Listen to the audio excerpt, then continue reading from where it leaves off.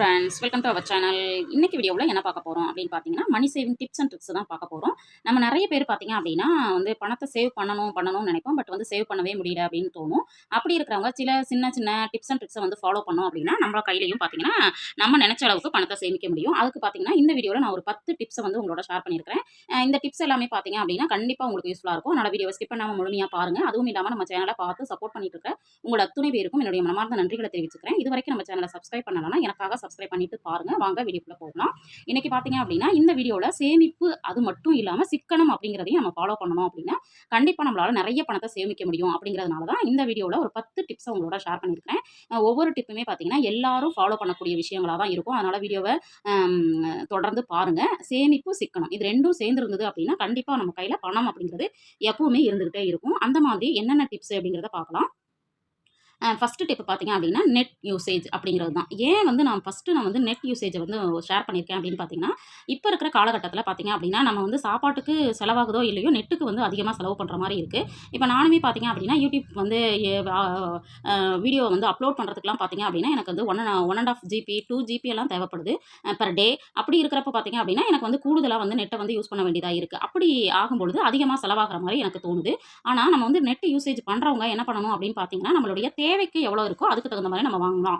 நிறைய பேர் பார்த்தீங்க அப்படின்னா நெட் வந்து சிலர் வந்து நான் கேள்விப்படுறது பார்த்தீங்கன்னா நான் வந்து 1.5 ஜிபி இன்னைக்கு இருக்கு, அந்த ஜிபி வந்து காலியாகாமே இருக்கு அப்படிங்கிறதுக்காகவே வீடியோஸ் வந்து பார்க்குறத நான் வந்து கேள்விப்பட்டதுனால அதை நான் ஷேர் பண்ணுறேன். அந்த மாதிரி இல்லாமல் நம்மளுக்கு எவ்வளோ வந்து இந்த ஒரு நாளைக்கு நம்மளுக்கு தேவைப்படுமோ அதுக்கு தகுந்த மாதிரி 1 ஜிபியோ 1.5 ஜிபியோ 2 ஜிபியோ 4 ஜிபியோ எவ்வளோ உங்களுக்கு தேவைப்படுதோ அதுக்கு தகுந்த மாதிரி பண்ணிக்கலாம். அதே மாதிரி இப்போ வீட்டில் வந்து 2 பேருக்கும் வந்து தனித்தனியாக நெட்டை வந்து நம்ம வந்து போட்டுக்காமல் வீட்டில் தான் யூஸ் பண்ணுறீங்க அப்படின்னா வைஃபை வந்து கனெக்ட் பண்ணிக்கலாம். அதாவது ஒரு மொபைல்ல இருந்து இன்னொரு மொபைலுக்கு வந்து நெட் வந்து வைஃபை மூலமா எடுத்துக்கிட்டோம் அப்படின்னா நம்மளுக்கு வந்து பணம் வந்து கண்டிப்பா மிச்சமாகும்.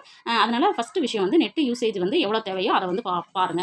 அடுத்தது ரெண்டாவது விஷயம் பாத்தீங்க அப்படின்னா பெண்களா இருக்கிறவங்க இப்ப கிராமத்துல எல்லாம் இருக்காங்க அப்படின்னா நம்ம வந்து ஒரு ₹100 ₹200 அப்படி கையில இருக்கும். அதை வந்து சேவ் பண்ணணும்னு நினைப்போம். ஆனா அடுத்த நாள் பாத்தீங்கன்னா வேற ஏதாவது ஒரு செலவாயிடும். இல்ல நம்ம வந்து ஒரு பர்ஸ்ல உண்டியல்ல போட்டு வைக்கணும்னு நினைப்போம். அதுல போட்டிருந்தாலும் பாத்தீங்கன்னா நம்ம மனசு என்ன சொல்லும், பணம் இருக்கு அப்படின்னு சொல்றதுனால அதை வந்து எடுத்து செலவு பண்ணிடுவோம். அப்படி இல்லாம கிராமத்துல இல்ல நகரங்கள்ல பாத்தீங்கன்னா இப்ப வந்து சுய உதவி குழுக்கள் அப்படிங்கிறது ரன் ஆயிட்டு இருக்கு இல்லைங்களா, அதுல வந்து நீங்க வந்து சேவ் பண்ணலாம். உங்களுக்கு ஏதாவது ஒரு தேவைகள் இருக்கு, ஒரு ₹1,00,000 தேவைப்படுது, ஒரு ₹50,000 தேவைப்படுதுன்னா ஒரு லோன் மாதிரி எடுத்துட்டு அதுக்கு குறைந்த அளவிலான வட்டியோட திருப்பி கட்டும்போது நம்மளுக்கு வந்து சேமிக்கிற பழக்கம் கூடுதலா நம்மளுக்கு வரும்.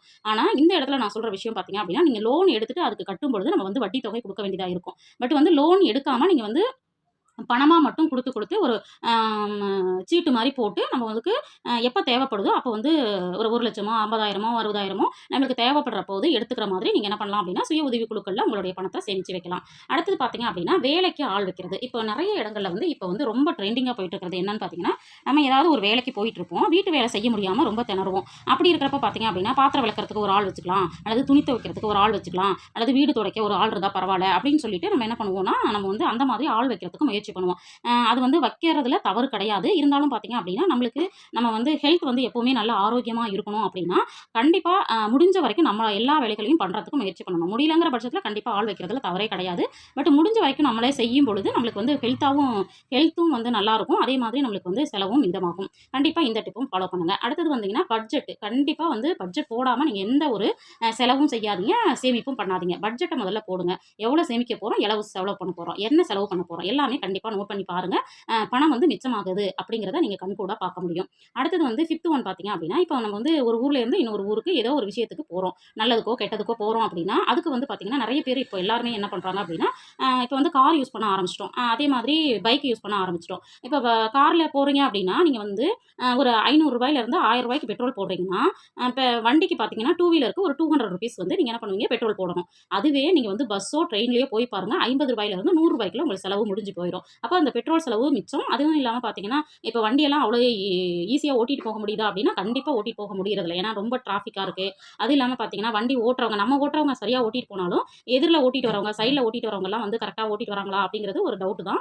அப்படி இருக்கிற பட்சத்தில் நம்ம வந்து பயந்து வண்டியை ஓட்டிட்டு போகிற மாதிரியான ஒரு சூழல் இருக்குது. அப்படி இருக்கிற பட்சத்தில் அழகாக என்ன பண்ணலாம், டிக்கெட் புக் பண்ணிட்டு நம்ம வந்து ட்ரெயினில் போயிட்டு வரலாம் அல்லது பஸ்ஸில் வந்து போயிட்டு வரலாம். ஃப்ரீயாக ஒரு ரிலாக்ஸ் நம்மளுக்கு கிடைச்ச மாதிரியும் இருக்கும், பணமும் மீதமாகும். கண்டிப்பாக ட்ரை பண்ணுங்க.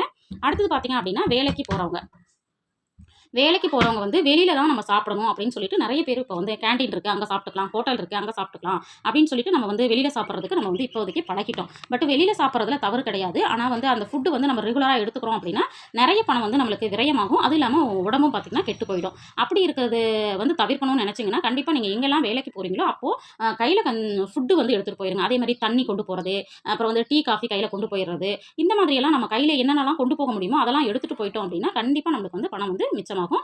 வெளியில் சாப்பிட்றத கொஞ்சம் அதிகமாக சாப்பிடாம தவிர்த்துட்டோம் அப்படின்னாலும் நம்மளுக்கு வந்து பணம் மீதமாகும்.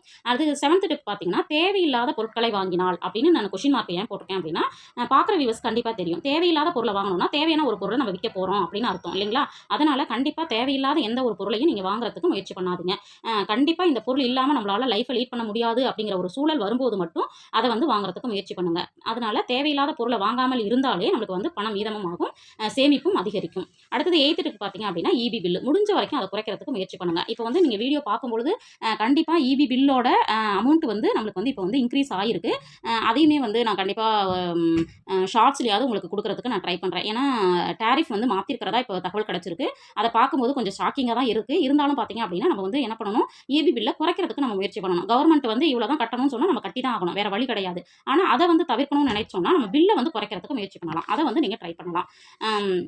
அடுத்தது பார்த்தீங்க அப்படின்னா, இந்த ஃபேனு, லைட்டு, ஃப்ரிட்ஜு, கிரைண்டர் இதோட யூசேஜ் எல்லாம் கொஞ்சம் நம்ம வந்து கம்மி பண்ணோம் அப்படின்னாலே பார்த்தீங்க அப்படின்னா, இபி பில் தானா குறைய ஆரம்பிச்சிரும். கண்டிப்பாக இதையும் ட்ரை பண்ணுங்க.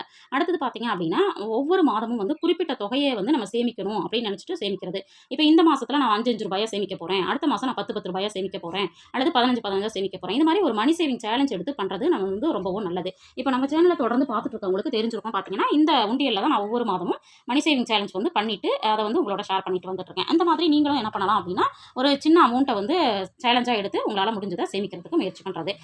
அடுத்த டிப், லாஸ்ட் டிப் பார்த்தீங்கன்னா, தண்ணீர் செலவு. ஏன்னா நான் வந்து இந்த இடத்துல ஏன் இந்த தண்ணியெல்லாம் கொண்டு வந்து இதை வந்து சேமிக்கணும் அப்படின்னு நான் சொல்கிறேன்னா, முதல்ல நான் சொன்னேன் இல்லைங்களா, அது எதெல்லாம் நம்ம வந்து சேமிக்கணும், எதெல்லாம் நம்ம வந்து சிக்கனமாக இருக்கணும் அப்படின்னு. கண்டிப்பாக நம்ம சிக்கனமாக இருக்க வேண்டியது இபி யூசேஜும் தண்ணி செலவும். தண்ணி வந்து நம்ம எந்த அளவுக்கு கம்மியாக பயன்படுத்துகிறோமோ அந்த அளவுக்கு நம்மளுடைய அடுத்த ஜெனரேஷனுக்கு நம்ம வந்து கொஞ்சம் நீர் வளத்தை கொடுத்துட்டு போகிறோம் அப்படின்னு அர்த்தம். ஏன்னா நிறைய பார்த்தீங்க அப்படின்னா இப்போ இருக்கிற குழந்தைங்களா இருந்தாலும் நம்மளாக இருந்தாலும் தண்ணியை வந்து அதிகமாக செலவு பண்ணுற மாதிரி இருக்குது.